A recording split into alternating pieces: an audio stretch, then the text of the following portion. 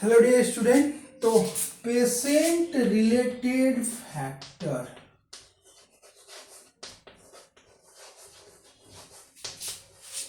Patient related factors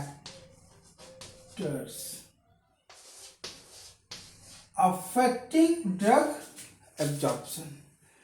तो very important part of the drug absorption factor affecting है।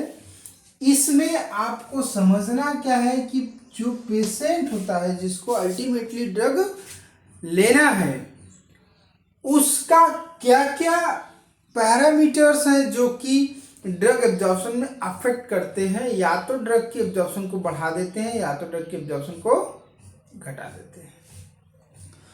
तो वो क्या क्या पैरामीटर्स हैं, आइए एक एक करके जानते हैं। तो जैसे पहला होता है कि एज, सबसे इंपॉर्टेंट और बड़ी पैरामीटर एज। एज एक 3 लेटर का एक शब्द है एज। ये कितना बड़ा टर्म यूज होता है जो फैक्टर्स अफेक्टिंग होता है। जैसे मान लीजिए अगर पेशेंट कैसा है, नियोनेटल है। कैसा है? नियोनेटल। अगर बच्चा अभी तुरंत पैदा हुआ है तो उसके अंदर बहुत सी सारी चीज़ें डिफरेंट होती हैं एज कंपेयर टू एडल्ट। क्या क्या डिफरेंट होती हैं? जैसे enzyme, pre systemic enzyme, stomach के एंजाइम्स डेवलप नहीं हुए होते हैं, है ना, क्योंकि फूड तो वो ईट कर नहीं रहा है ना। तो बच्चे के बॉडी में बहुत सी सारी चीज़ें अनडेवलप्ड होती है, अनडेवलप्ड, जिसकी वजह से क्या होता है कि ड्रग की एब्जॉर्प्शन में दिक्कत होती है। और इनकी पीएच डिफरेंट होती है। पीएच किसकी? स्टोमक की पीएच डिफरेंट होती है। ठीक। इसके अलावा जब एज की ही बात करते हैं तो आप देखेंगे ये पेडियाट्रिक पेशेंट में आ गए। अब आएंगे जेरियाट्रिक पेशेंट। जेरियाट्रिक पेशेंट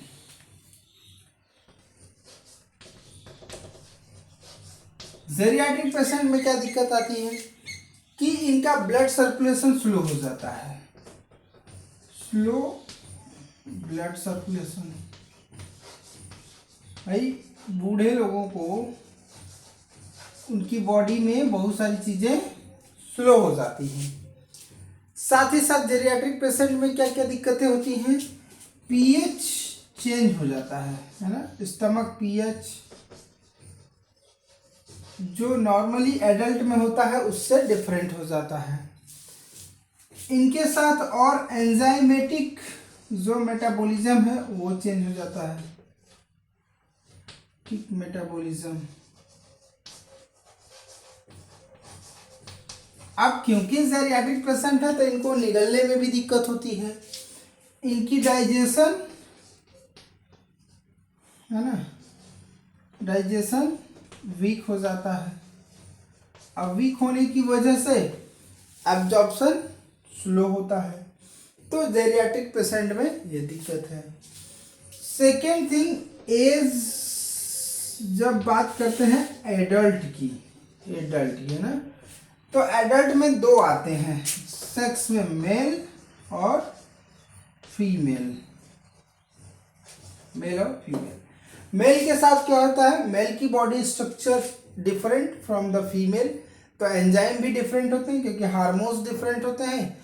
इसकी वजह से इनके अंदर बॉडी स्ट्रक्चर और बॉडी कंपोजिशन के लिटिल बिट थिंग्स क्या होंगे?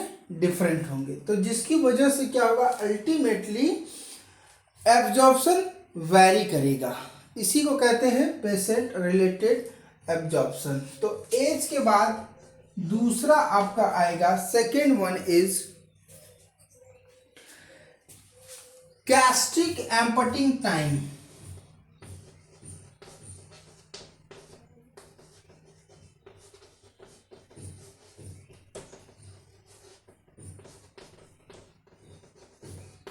गैस्ट्रिक एम्पटिंग टाइम मतलब यह हुआ कि जो स्टमक है उसमें जो जो आप फूड लेते हैं वो कितनी देर तक रहता है और कितनी देर में खाली होता है, कुल मिलाकर के उसी को कहते हैं गैस्ट्रिक एम्पटिंग टाइम। तो ये अलग अलग पर्सन्स के अलग अलग होते हैं, है ना, क्या होते हैं, डिफरेंट होते हैं।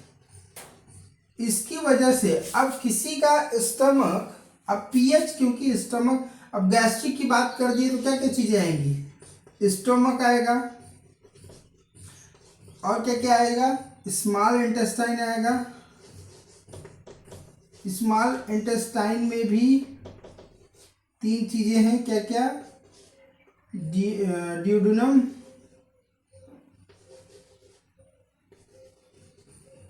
जेजुनम और इलियम। तब जाकर के आपका लार्ज इंटेस्टाइन आता है जो कि कोलोन कहलाता है। तो स्टमक का पीएच होता है आपका 1 से 3 तक, है ना।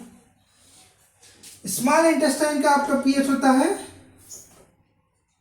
5 से 7.5, 7.5। लार्ज इंटेस्टाइन, मान लीजिए यहाँ से यहाँ तक का लार्ज इंटेस्टाइन का पीएच होता है 7.8 से लेकर के 8 तक, ठीक। इसके नीचे आपका क्या आता है, रेक्टम।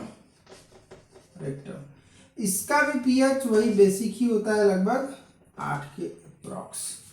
तो इन डिफरेंट पीएच की वजह से ड्रग की जो डिग्रेडेशन होती है वो अलग अलग होती है। तो अलग अलग होने की वजह से इनका जो इफेक्ट एब्जॉर्प्शन पे होता है वो डिफरेंट होता है।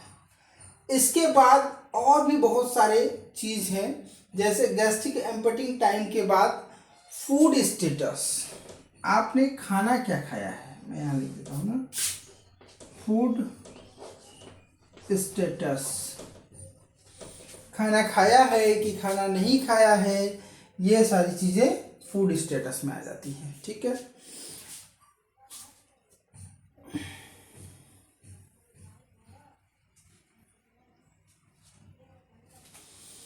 और भी कुछ चीज़ें हैं, आपको स्टार्टिंग में ही हमने बताया है, डिसीज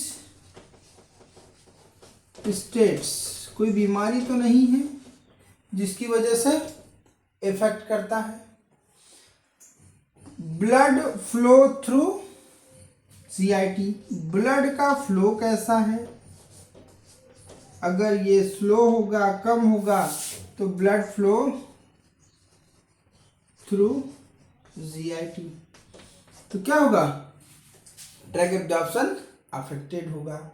बाकी प्री सिस्टेमिक मेटाबॉलिज्म में ल्यूमिनल एंजाइम क्या होते हैं, गटवाल एंजाइम क्या होते हैं, ये सब बिल्कुल मिलाकर के ऑल द बायोलॉजिकल फैक्टर्स क्या करते हैं, ड्रग एब्जॉर्प्शन को अफेक्ट करते हैं। आई बात समझ में।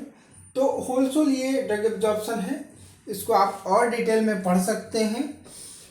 इससे अगर कोई क्वेश्चन बनता है, कोई डाउट बनता है, तो आप कमेंट बॉक्स में ज़रूर बताएं, मैं उसको दोबारा से क्लियर करूँगा, ठीक है।